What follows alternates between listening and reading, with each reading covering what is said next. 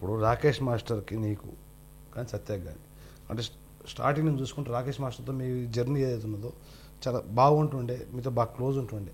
మరి లాస్ట్లో ఆయనకి మీకు దూరం ఎందుకు పెరిగిందంటూ ఆయన చనిపోనికి కారణం ఏముంటుంది? రాకేష్ మాస్టర్ మాట సత్యం ఆయన గురించి మాకు రాకేష్ మాస్టర్ తిరిగినాక మాకు భలే భాషలో బిగ్ బా మంచి అవకాశాలు ఇచ్చాడు. డాడీ వ్యక్తిగతంగా చాలా మంచి వ్యక్తి.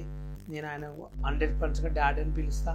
ఆయనకు నాకు ఎలాంటి గొడవలు కాలేదు, ఎప్పుడు ఏం కాలేదు. డాడీ అంటే నాకు ఇష్టం, అంతే. నేను కొంతమంది యూట్యూబర్స్ ఉన్నారు కదా, పావలా యూట్యూబ్ ఛానల్లో, వాళ్ళు ఆయనకి ఫుల్ బాటిల్ ఇచ్చి మమ్మల్ని బ్యాచ్ చేయాలని అట్లా వీడియోలు చేయించారు. కానీ రాకేష్ మాస్టర్ నిజంగా మాకు ఒక తండ్రితో సమానం. రాకేష్ మాస్టర్కి ఏమీ లేనప్పుడు మాకు పరిచయం అయ్యాడు. ఆయన ఒకప్పుడు ఆయన పెద్ద సెలబ్రిటీ కాదని లేదు. ఆయన ఫిల్మ్ ఇండస్ట్రీలో 1500 పాటలు కంపోజ్ చేశాడు. ఆయన అదే కొరియోగ్రఫీ చేశాడు. వైవేష్ చదువుతూ ఆయన చాలా సినిమాలు చేశాడు, దేవదాసు ఇవన్నీ కూడా. ఆయనకు మంచి పేరు ఉంది. కాకపోతే మేము పరిచయం అయినప్పుడు ఆయనకి ఏం లేదు, అసలు ఆయన చేతిలో ఒక రూపాయి కూడా లేదు. ఆ టైంలో మాతో ఆయన కొలాబరేట్ చేసి ఒకరికొకరు సహకరించుకున్నాము.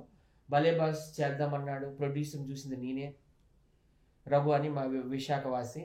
అలాగా ఆయనతో మేము ఫారెస్ట్ బాస్ చేశాము. ఆయన మేము చాలా ఈవెంట్లు తీసుకెళ్ళాము, ఆయన మమ్మల్ని చాలా ఈవెంట్లు తీసుకెళ్ళాడు. ఒకరికొకరు సహకరించుకుంటూ వస్తూ ఉన్నాము. లాస్ట్లో ఏంటంటే కొంతమంది అట్లా పెట్టాలని పెట్టారు. ఇంకా వైజాగ్ సత్యాన్ని బ్యాడ్ చేయాలి, ఉప్పల్ బాలుని బ్యాడ్ చేయాలని చెప్పేసి అట్లా వీడియోలు చేయించారు. కానీ ఆయన చాలా మంచి వ్యక్తి. ఆయన ఎక్కడున్నా కూడా ఆయన ఆత్మను సహకరించాలి, అలాగే వాళ్ళ కుటుంబ సభ్యులు కూడా అందరూ సహకరించాలని నేను ఎప్పుడు ప్రతి ఒక్క ఇంటర్వ్యూలో అదే చెప్తున్నాను. ఇప్పుడు రాకేష్ మాస్టర్ సరే అర్ధాంతరంగా వెళ్ళిపోవాల్సిన వయసు కాదు, తొందరగా వెళ్ళిపోయారు. 50 ఏళ్ళకి చనిపోయారు. అదే అయితే ఇప్పుడు ఆయన కొడుకున్నాడు, వాళ్ళతో కానీ లేదా వాళ్ళ ఫ్యామిలీ మెంబర్స్తో కానీ ఇంకా రిలేషన్స్ మీకు ఏమైనా ఉన్నాయా? అంటే వాళ్ళతో మాట్లాడడం కానీ, ఎప్పుడన్నా వాళ్ళకి సపోర్ట్ చేయడం కానీ, వాళ్ళకి ఒక్కటి చెప్తామండి, మాకు మననే పట్టించుకోనప్పుడు మేము వేరే వాళ్ళ గురించి ఎలా పట్టించుకుంటాము? మేము ఒక్కరి గురించి పట్టించుకోమండి.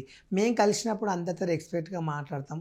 ఏ సెలబ్రిటీ వచ్చినా, ఎవరు వచ్చినా, ఎమ్మెల్యే వచ్చినా, ఎంపీ వచ్చినా, కలెక్టర్ వచ్చినా, హాయ్ సార్ నమస్తే బాగున్నారంటే బాగున్నా, అంతవరకే. కానీ వాళ్ళతో ప్రేమలు పెంచుకుని వాళ్ళ ఇంట్లోకి వెళ్ళి వాళ్ళ గురించి మేము మాట్లాడుకునేంత టైం మాకు ఉండదు, వాళ్ళు మాకు టైం అది ఇవ్వరు.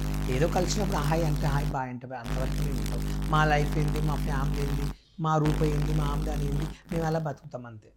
రాకేష్ మాస్టర్ ఉండేటప్పుడు ఆయన మాకు డైలీ ఫోన్స్ చేసేవాడు, ఇలా ఉంది అనేవాడు. ఆయనతో మేము క్లోజ్ అయ్యాము, ట్రావెల్ చేసాము 5-6 సంవత్సరాలు. ఆయన మా వాళ్ళు లాభపడ్డాడు, ఆయన వాళ్ళు మేము లాభపడ్డాము. ఓకే, ఇప్పుడు వాళ్ళు మమ్మల్ని మాకేమి ఎవరేమి అడగడం లేదు. అడిగితే తప్పకుండా మా హెల్ప్ ఉంటుంది.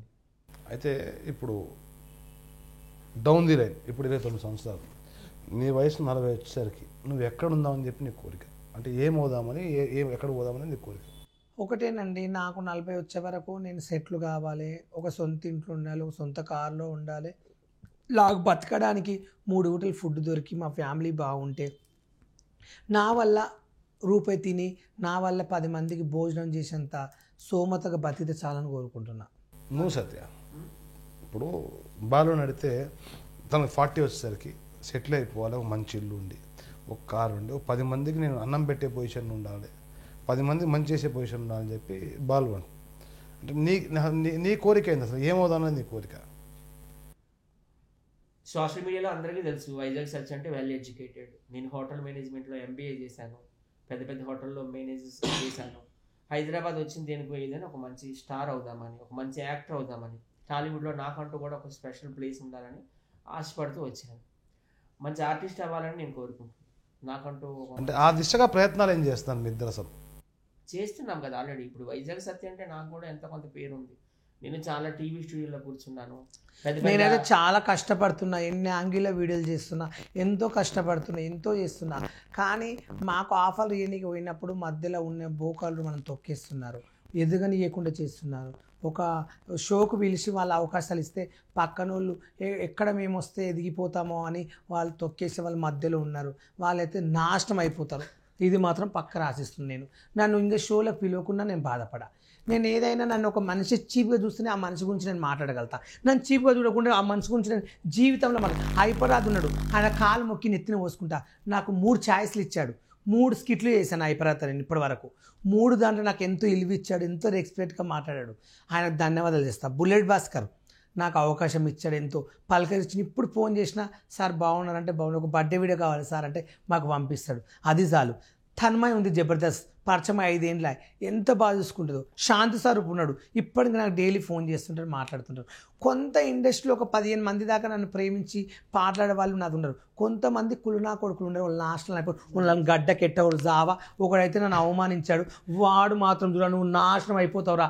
నేను చెప్తున్నా, ఈరోజు చీర కట్టుకున్నా పక్క చెప్తున్నా, నువ్వు నాశనం అయిపోతావు, నీకు ఇంకా ఆఫర్లు రావు, నువ్వే ఒకరి మీద బతుకుతున్నావు, నీ బతుకు చేయడ కర్రే ఉంటుంది. బాధ అనిపించి నన్ను స్టేజ్ మీదకి వెళ్ళి అవమానించావు. నేను అంత ఈజీగా వదిలిపెడతాను అనుకున్నావా? నా మైండ్లో ఉండవు, అంత నేను అంత మర్చిపోయి అనుకుని ఉంటావు. ఇంకా 3 ఏళ్ళు కానీ 4 ఏళ్ళు కానీ నా పగ తీసుకున్న మాత్రం నేను వదిలిపెట్టాను రా. నన్ను ఇప్పటివరకు ఎవరు అవమానించలేదు, మా ఇంటి వాళ్ళు కానీ మా సారు కానీ నా ఫ్రెండ్స్ కానీ ఏ రోజు నన్ను చిన్న చూపు చేయలేదు. అలాంటిది నువ్వు నన్ను అసలు ఆఫ్టర్ నువ్వు ఇవ్వడవరా అసలు కావాలని తింటావు. ఎందుకంటే నీకు అసలు ఒక డైలాగ్ రాదు, ఒక పాలు లేదు, ఓ లేకుండా నీ బతికే లేదు, టాలెంట్ లేదు, మళ్ళా ఇట్లా పెంచుకున్నావు, నువ్వు నాశనం అయిపోతావు. ఇది నా మాటే శాసనం. నాకు ఎవరి మీద పగలేదు, అందరు మంచోలే. వాడు